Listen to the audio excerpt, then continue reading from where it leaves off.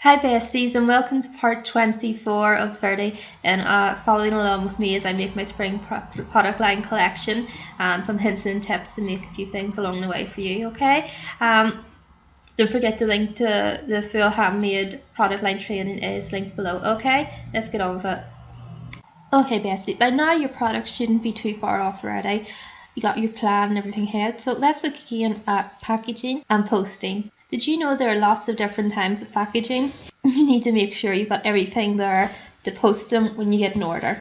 There's food packaging, there's stationery boxes, jewelry boxes, photograph boxes, and lots more.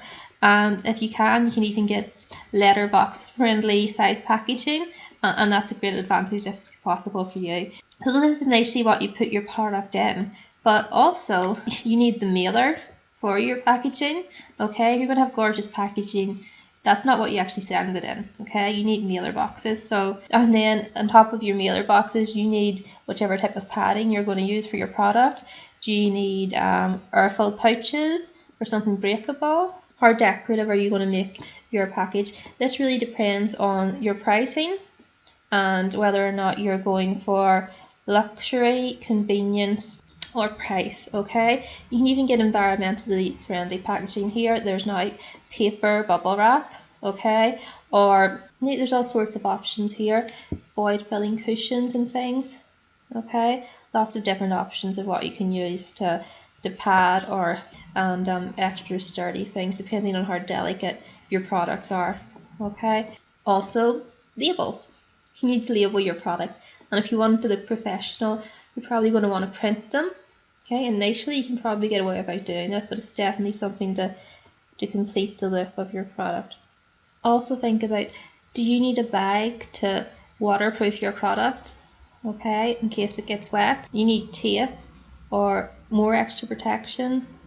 Are you going to wrap your product in some sort of craft or foil type of paper? Here's another example of a different type of box you can use with added protection walls. Very specific packaging that's really going to up your packaging game and make your products look designer.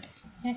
Another thing to think of is whether or not your packaging is fitting in with your brand. Not like Tiffany's, if you know they always use display, it is always their packaging. It doesn't matter what color products are, this is the packaging you get with Tiffany's. It's Tiffany blue. It's Tiffany blue every time, and that makes them super recognizable. So be clear on your branding, and don't forget that simple can be totally beautiful and elegant as any really fancy packaging. Just like here, a simple craft box with a sleeve on it. Okay, well besties, I hope that gave you some inspiration to finalize all your packaging and the final details you need. And thanks for following along with today's video, and don't forget that link to the full training is down below so you can follow along, and that's at www.joreilly.com/formula, and I'll see you tomorrow.